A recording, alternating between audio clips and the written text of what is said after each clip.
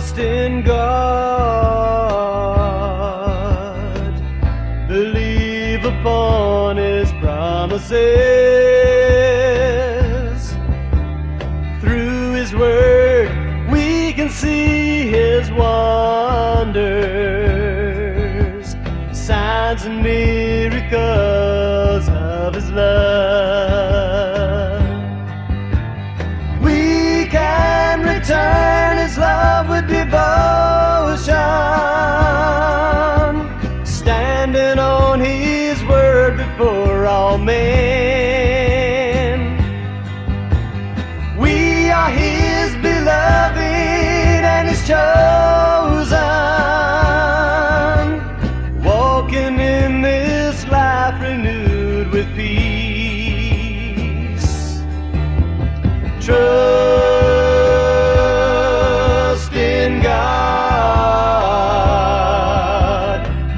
believe upon His promises.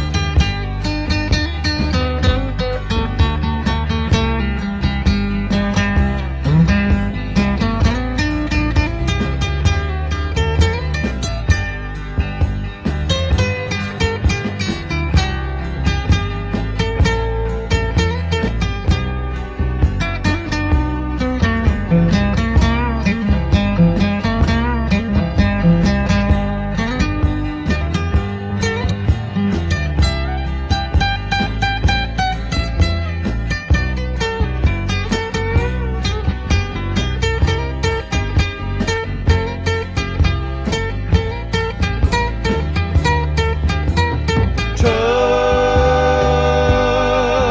in God, believe upon His promises. Through His word we can see His wonders, signs and miracles of His love. We can return His love with devotion, standing on His word before all men. We are His beloved and His chosen, walking in this life renewed with peace. Trust in God, believe upon His promises. Trust in God, believe upon His promises. Believe upon His promises.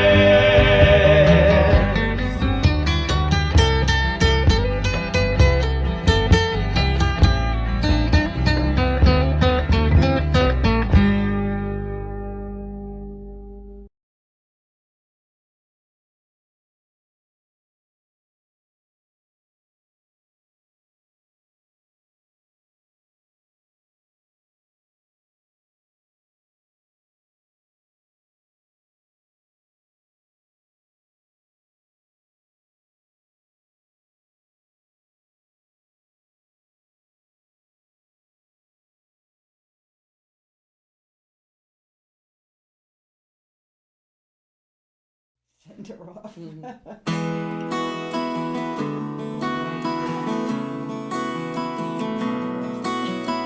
Well, it's a new car. So I'm better.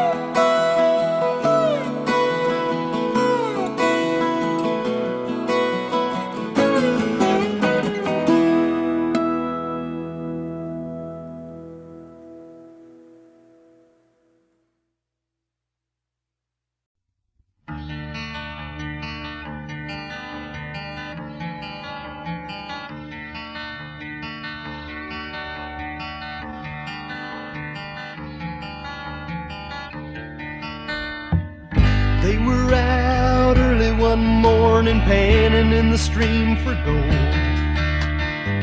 surrounded by the rising mountains. Old prospector with a tale for two, he brushed around in the pan, and pointing out what lay within was ordinary sand.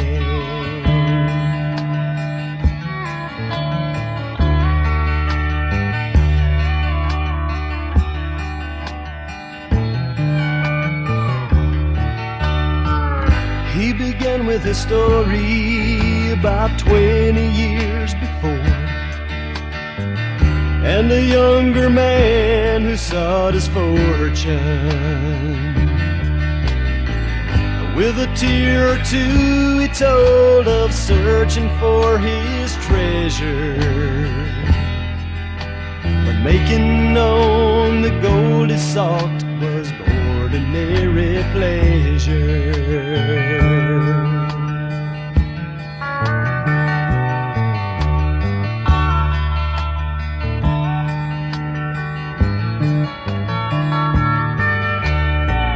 There were years of doing without, and there were years of plenty. I started thinking that life was never steady,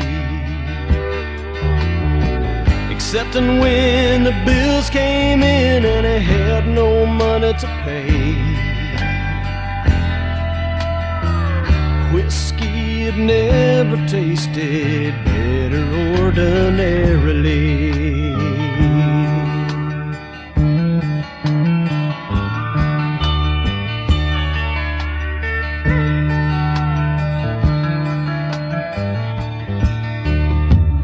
He concluded his story as it filled the air with a laugh. All right, hello, my name is Mark Wallace. This is True North Studio, and today is your lucky day. Our topic today is luck. You know, I grew up on U.S. military bases, and sometimes I would be minding my own business, walking to baseball practice or up to no good with my fellow base rats, and a GI would pick me out of the crowd, call me over and say, "Come here, kid, and give me some luck." So I'd walk over to them and they'd put me in the required headlock and commence to rub my short red hair with their knuckles. And then they would let me go with a smile. Now, I didn't mind. I guess I was just spreading the love. You know, man, it seems weird today, but hey, it was the 60s. Many of these men had been to war, and I figured they needed all the help they could get. I started secretly thinking that I was lucky. Now, I know that many of you get an eye twitch when you hear the word luck used in a Christian teaching, which is partly why I'm using it. Is there such a thing called luck? If so, is luck godly or is luck devilish? Now, before you answer those questions, answer this. Why do some people seem to have all the luck, catch all the breaks, see fortune shine down upon them, live a super blessed life while others seem to get beat at every turn? Some people appear to have it all figured out, and why not? You know, isn't being super blessed exactly how God designed life to be for everyone on earth? Jesus told us in Matthew 5:45, "For he maketh his sun to rise on the evil and on the good, and sendeth the rain on the just and on the unjust." In that God rains down blessings on both the evil and the good people of the world, why is there still such a marked difference between the haves and the have-nots? Are we missing something? This dilemma didn't go unnoticed by the Bible greats. Asaph, a gifted musician in King David's day, even wrote a song about it. Now here's a line or two. Psalm 73:3. "For I was envious at the foolish when I saw the prosperity of the wicked." He wondered why his good stuff always happened to them and not me. What about me? Have you ever thought that? I sure have. Asaph continues his introspective rant for 13 more verses. And then he continues in verse 16, "When I thought to know this, it was too painful for me." Life seems so unfair at times because it hurts just to think about it. Verse 17, until I went into the sanctuary of God, then understood I their end. Asaph was miserable when he compared his bad situation to others, but his big breakthrough in the song happened when he finally remembered where his supply really comes from, God. Then he understood. Once again I ask, why do some people seem to be luckier than others? Why? Have these seemingly lucky people found a way to persuade Providence to smile upon them? Have certain people found a way to crack the luck code? Honestly, I think it's possible. The old-timey Dutch word luck, spelled L-U-C, originally meant happiness or good fortune. To them, it meant you were blessed and amazing things were happening to you. Today, the Cambridge Dictionary has church-splained luck as the, quote, the force that causes things, especially good things, to happen to you by chance and not as a result of your own efforts or abilities, end of quote. In other words, the Cambridge wordsmiths pontificate that we have no control over our luck.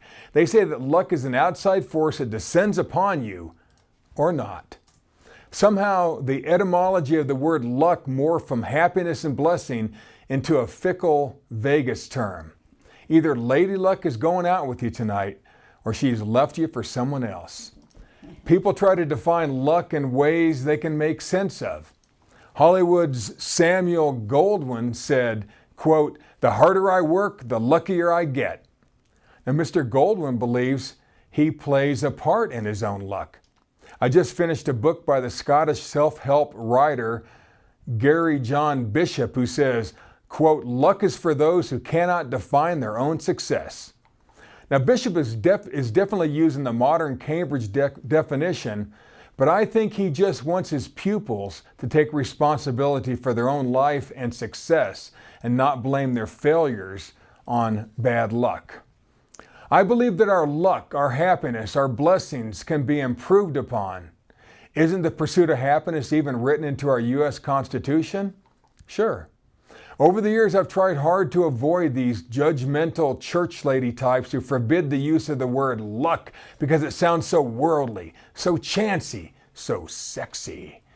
And I'll show you that the church ladies are dead wrong if you go by luck's older definition. Today, I'm going to highlight 4 things that all lucky people do that make them seem lucky. These 4 simple actions can be learned and practiced by anyone and should be. I believe that any of us can adopt these 4 super simple behaviors used by all lucky people so that we too can harvest the good that God planted all over the earth just for us. Are you ready to get luckier? The 4 things all lucky people do. Professor Richard Wiseman did a 10-year scientific study into the knowledge of luck. He worked with hundreds of people who considered themselves lucky. He discovered that lucky people generate their own good fortune by way of 4 basic principles. 1, all lucky people are skilled at noticing chance opportunities. 2, all lucky people listen to their gut. 3, all lucky people are eternally optimistic. And 4, all lucky people find some positive about every negative. And we're going to go over each of these, find their biblical precedent, and help you with your eye twitch. Number 1, all lucky people are skilled at noticing chance opportunities. General Douglas MacArthur believed the best luck of all is the luck you make for yourself. Dr. Wiseman said lucky people are skilled at creating, noticing, and acting upon chance opportunities. He said they do this in various ways, which include building and maintaining a strong network of friends, adopting a relaxed attitude to life, and being open to new experiences. Today we may call it being observant, or keeping it real, or being in the game, or being in the moment, being present, or keeping an eye peeled.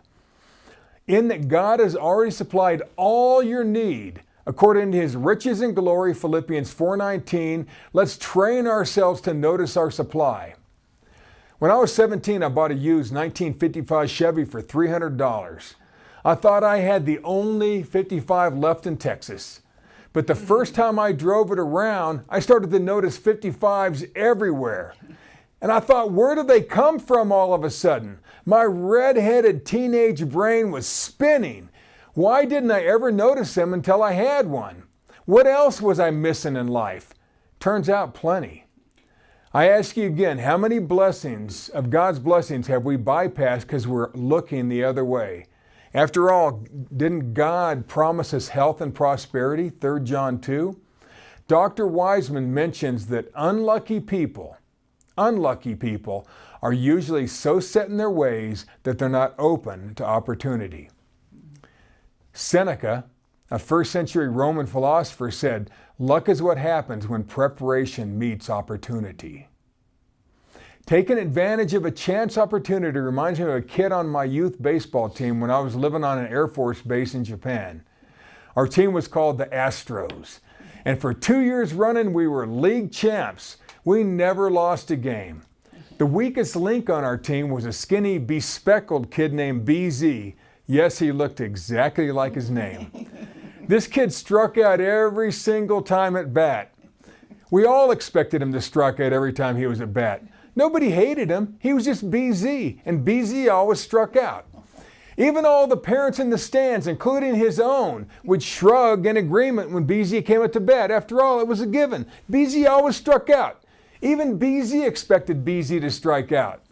BZ was the kid famous on base for breaking his arm while trying to parachute out of his second-story base housing bedroom window while gripping the 4 corners of his bedsheet.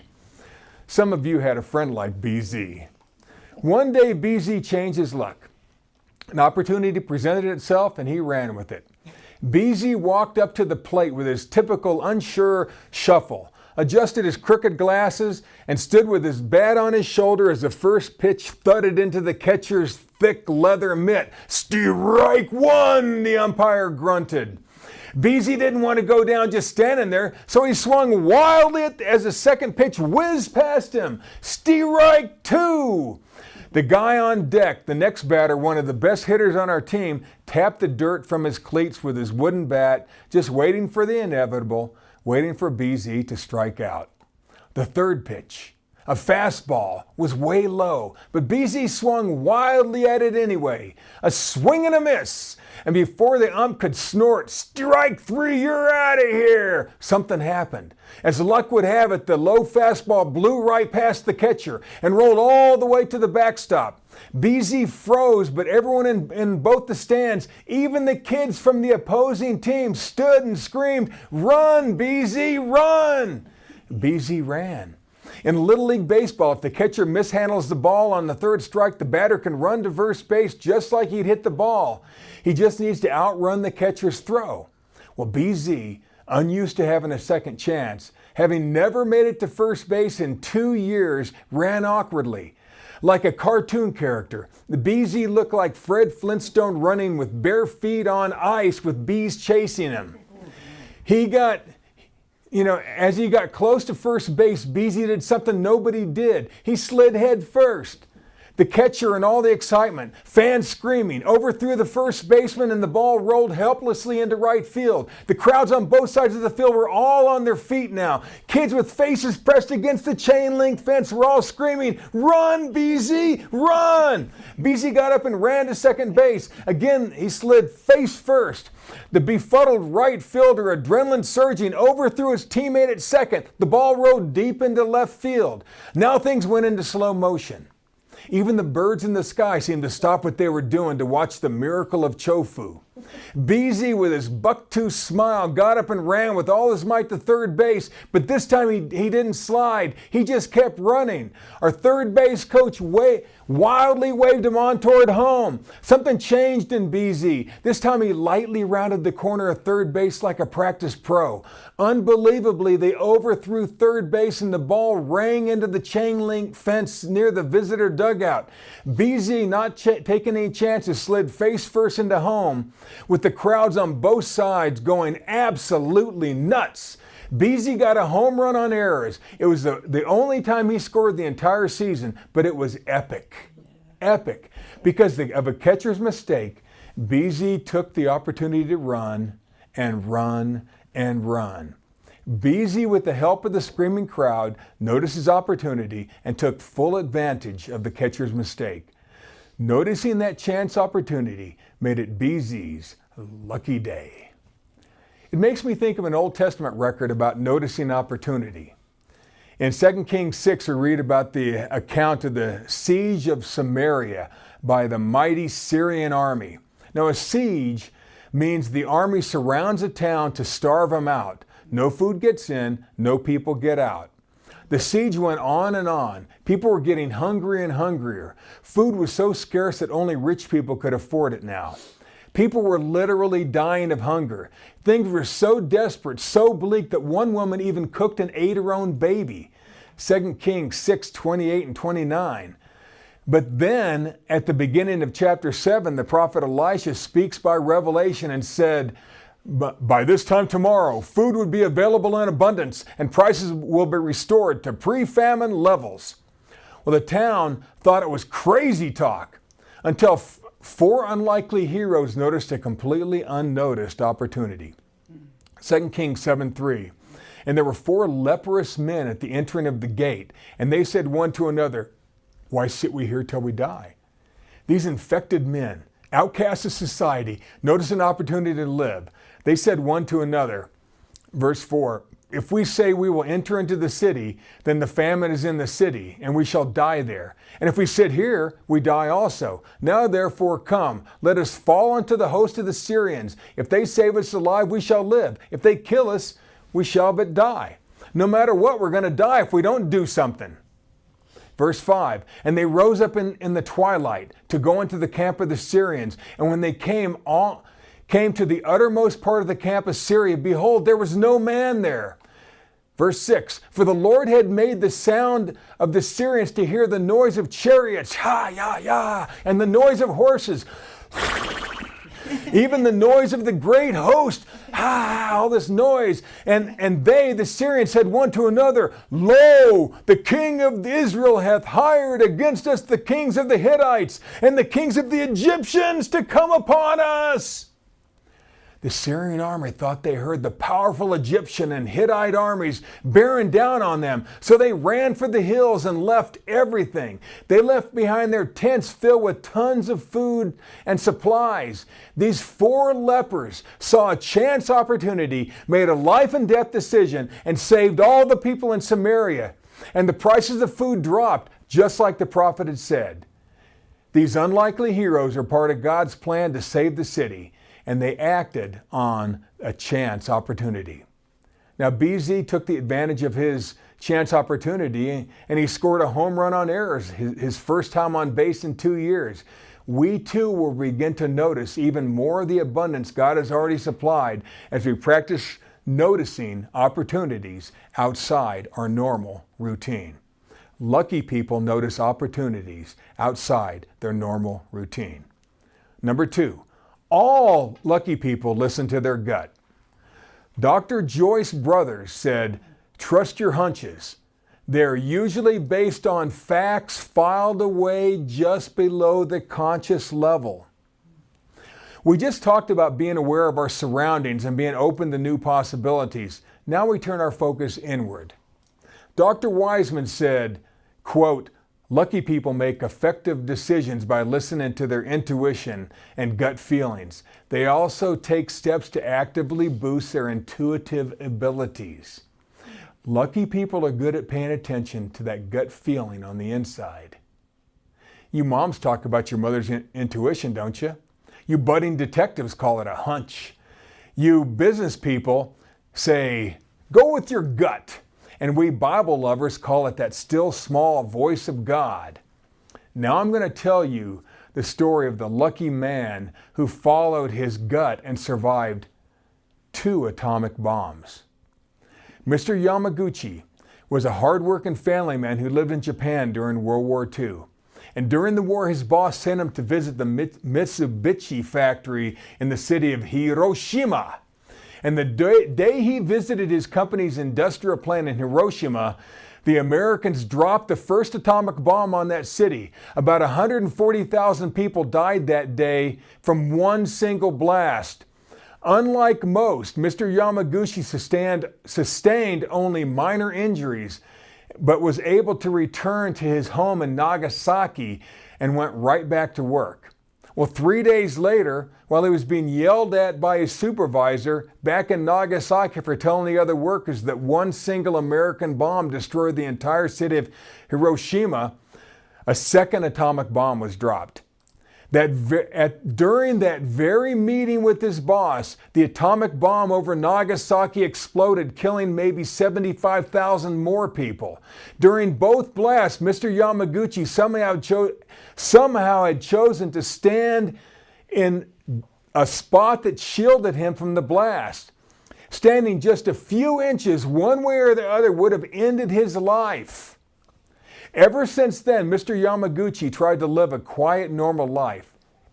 He told everyone that he believed God planted a path for him. He considered himself lucky. Mr. Yamaguchi made it a habit of listening to his gut, and he lived to the ripe old age of 93. Now, billionaire Richard Branson commented, quote, "I rely far more on gut instinct than researching huge amounts of statistics." Now let's look at a story of famous Old Testament prophets who listened to his Old Testament prophet who listened to his gut, that still small voice, and saved both his life and the life of an entire country. Now here's a story. This is from the book of Kings, where a prophet of God named Elijah took a bold stand against the evil queen Jezebel. Now, to thank him for his service to God, Jezebel sent out a kill squad to eliminate him. And he knew that she meant business, so he ran for his life. Elijah ran and hid for 40 days in the wilderness, ending up in a desert cave with no food.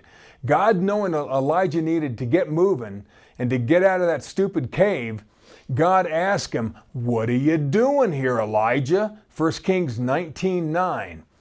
And he answered the Creator, but played his victim card by telling God that nobody listens to me anymore. Nobody loves me. Nobody likes me.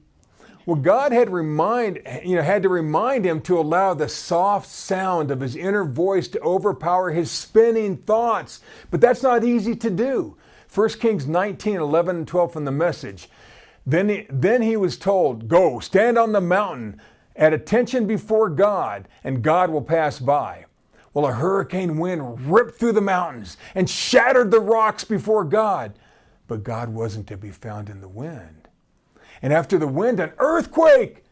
But God wasn't in the earthquake. And after the earthquake, fire. But God wasn't in the fire. And after the fire, a gentle and quiet whisper, or a still small voice. Now, we all want the voice of God to be loud and bold and magnificent. But the sound of God, your inner voice, that hunch, that still small voice, is usually as soft and gentle as a quiet whisper on a morning walk in the garden. Can you still hear it? Can you still hear it with all the stuff in the world going on? Well, I know you do. An Italian-American filmmaker, Frank Capra, often said, "A hunch is creativity trying to tell you something." Lucky people, blessed people listen to their gut. They listen to the still small voice of God. I hear that every one of you are pretty good at it. Now, number 3, all lucky people are eternally optimistic. General Colin Powell said it well, quote, "Perpetual optimism is a force multiplier." I like that. Dr. Wiseman gives us his third luck builder. Quote, "Lucky people are certain that the future will be bright." Lucky people are certain that the future will be bright. Over time, that expectation becomes a self-fulfilling prophecy because it helps lucky people persist in the face of failure and positively shapes their interactions with other people. End of quote. Now, what is a self-fulfilling prophecy? What is it? I once knew a fellow minister who repeatedly told me that every man in their family has died before they turned 55. You know, it seems weird for someone to say that out loud and so often. especially a minister. Now, years later, I received a phone call telling me that my friend had passed away, and I asked how old he was when he died, and the voice on the phone said that he was 54. He died before he was 55, just like he said. He called it. If you can determine the year of your death, you can determine the year of your deliverance. On the other hand, I once knew a beautiful young lady who seemed to be blessed at every turn. She seemed lucky. I asked her why good stuff was always happening to her, and she looked at me in the eye and said, "I was raised to expect abundance." Expect abundance. You might just get it, she said. So what do you tell yourself all day long? What do you tell yourself all day long? Your repeated expectation becomes your self-fulfilling prophecy. All lucky people are eternally optimistic. They don't speak negatives about themselves or their life. They know the consequences. That ultra-positive attitude of expectation must be developed no matter what's going on around you. The Roman poet Ovid wrote, quote, "Luck affects everything. Let your hook always be cast in the stream where you least expect it. There will be a fish." End of quote. I know that sometimes we need to pull up our collars, we need to tuck in our chins and push into the wind. But it's important we get through those hard times by staying optimistic in our expectations. That is what all lucky people do. Have you ever heard of a super lucky Australian guy named Bill Morgan? Bill loved his family and loved his life. He maintained a positive worldview until one day he was crushed in a horrific car crash and was pronounced dead at the scene. To everyone's surprise, 14 minutes later, Bill woke up. Everything seemed good until he fell into a coma. After 12 days on life support, his loving family gave up on him and decided there was no hope, so they pulled the plug. Once again, Bill woke up. To celebrate his new lease on life, Bill bought a scratch-it lottery ticket, and lo and behold, he won a new car. The local news channel heard about Bill's string of luck and thought his story was so amazing, so far-fetched, that they asked him to reenact the winning moment on camera. They bought him another lottery ticket, just for show. Bill Morgan, with his loving family at his side, scratched the new ticket and was caught on camera winning $250,000. Bill Morgan lived on the sunny side of the street. He lived and prospered because he was super optimistic. Like you, Bill always expected good things to happen to him. Actor Sylvester Stallone said, quote, "I believe any success in life is made by going into an area with a blind, furious optimism." End of quote. Isn't that a cool quote? Blind, furious optimism. Here's a Bible story about the benefits of being eternally optimistic in negative situations, or in a negative situation.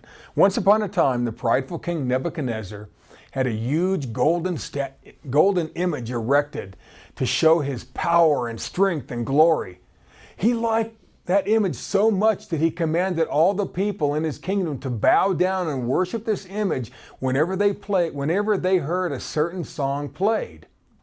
Anyone who disobeyed would be thrown into the burning fiery furnace, sort of like playing musical chairs of death. Now, 3 young Hebrew slaves of Nebuchadnezzar, Shadrach, Meshach, and Abednego, refused to bow down to the king's national idol when they heard the song, and they were quickly arrested. And they said in Daniel 3:16 through 18 in the voice, "Nebuchadnezzar, we have no need to defend our action in this matter. We are ready for the test." 17, "If you throw us into that blazing furnace, then the God we serve is able to rescue us from a furnace of blazing fire and release us from your power, your majesty." 18, "But even if he does not, O king, Even if he does not, O king, you can be sure that we will not serve your gods, and we will not worship the golden statue you erected." Well, furious, Nebuchadnezzar flew into a rage and ordered the furnace to be heated 7 times hotter than it was normally heated. Shadrach, Meshach, and Abednego were bound tightly with ropes, tighter than usual, and were thrown into the flames. The fiery furnace was so hot that day that it killed the soldiers who threw them in. King Nebuchadnezzar peered into the furnace from a distance, and he marveled at what he saw. Daniel 3:25 from The Voice. "Why do I see 4 men completely unbound walking in the middle of the fire? They don't appear to be hurt at all. And the 4th, he appears to be like a son of the gods." So the king commanded the men to come out of the furnace. Shadrach, Meshach, and Abednego walked out of that fiery hellhole unharmed. Not even a hair on their head was singed. As crazy as it may seem, their clothes didn't even smell like smoke. This sort of blew Nebuchadnezzar's egotistical mind. He was impressed with these young men. After the miracle that he just witnessed, he spoke highly of the God of Shadrach, Meshach, and Abednego and the angel who rescued them. He commended them for being willing to give it all for what they believed in and for staring down death with such a positive and hopeful attitude. The power of God, combined with the power of a positive attitude, delivered Shadrach, Meshach, and Abednego and all the Hebrew people that day. Lucky people like you are eternally optimistic. Number 4, all lucky people find some positive about every negative. President Thomas Jefferson once announced, "I'm a great believer in luck, and I find the harder I work, the more I have of it." This final discipline found in all lucky people is our uncanny ability to control our thoughts when things are the hardest. We develop the habit of picking out the silver lining no matter how bad things get. Dr. Richard Wiseman said in an interview, "Lucky people tend to see the positive side of their ill fortune. They imagine how things could have been worse." Dr. Wiseman recalls, quote, "In one interview, a lucky volunteer arrived with his leg in a plaster cast and described how he had fallen down a flight of stairs. I asked him whether he still felt lucky, and he cheerfully explained that he felt luckier than before. As he pointed out, hey, I could have broken my neck." Controlling every thought, changing every negative thought into a positive one takes work. 2 Corinthians 10:5. Being in control of every thought is not easy because the whole world does it differently. Look at Paul's mindset. 1 Corinthians 10:13, "There hath no temptation taken you, but such as is common to man.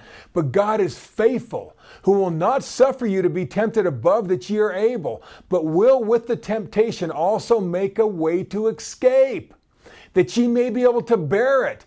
There is always a way out. There is always a way out. Our final little story is about Franz Selak, called the luckiest unlucky man in the world.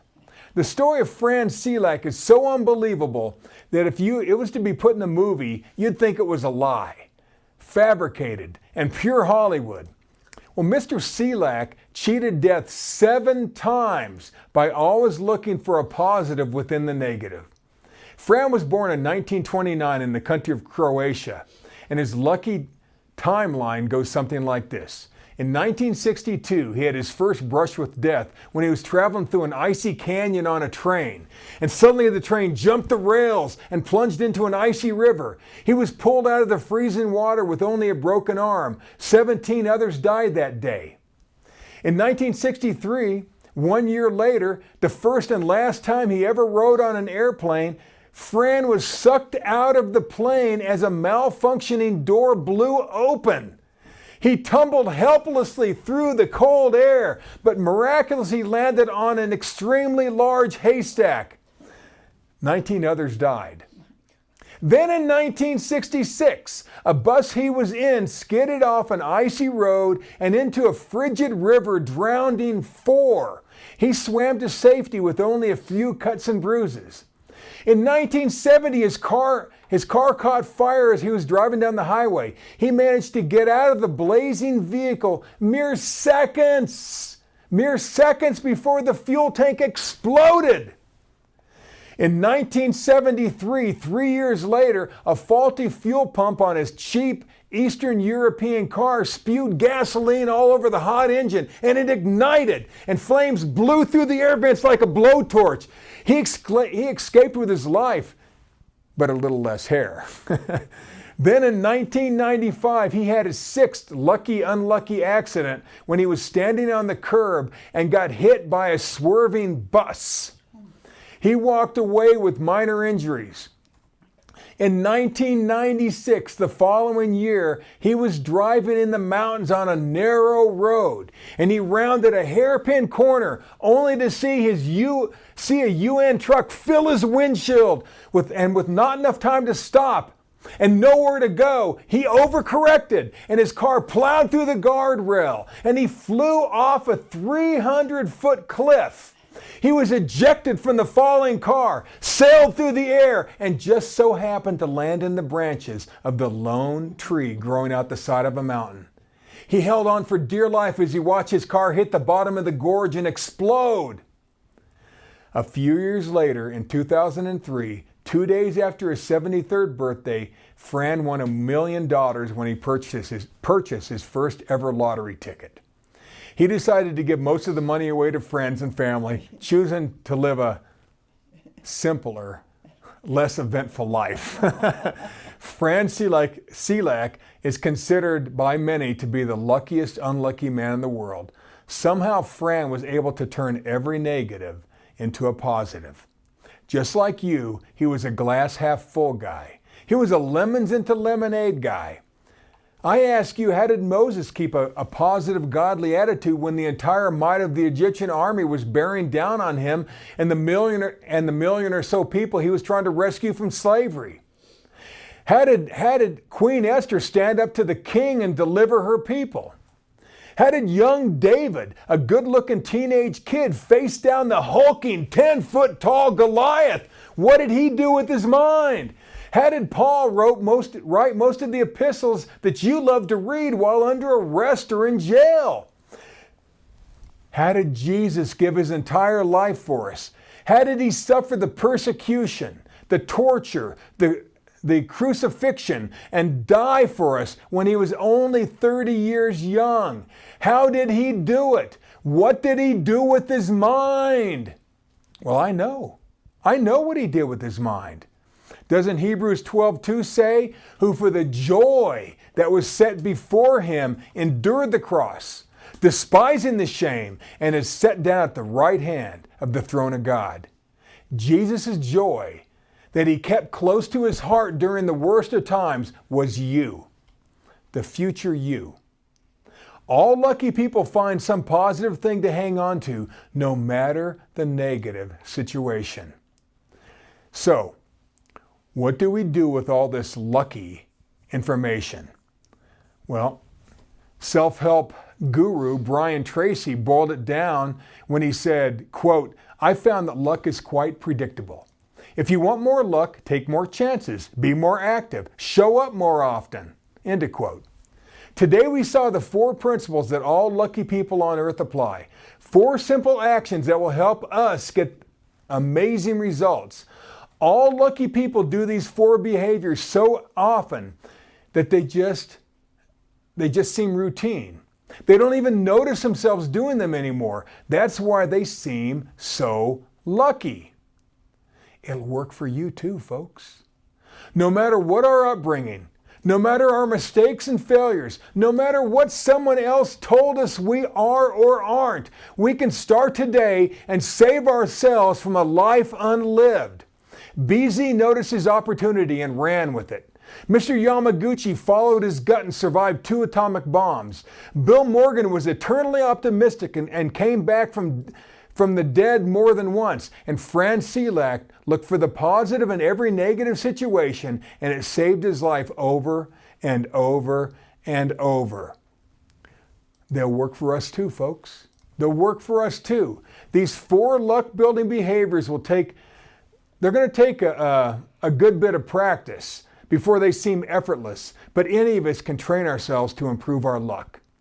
An old Japanese proverb states, "The day you decide to do, it is your lucky day." Romans 8:31 puts a bow on it.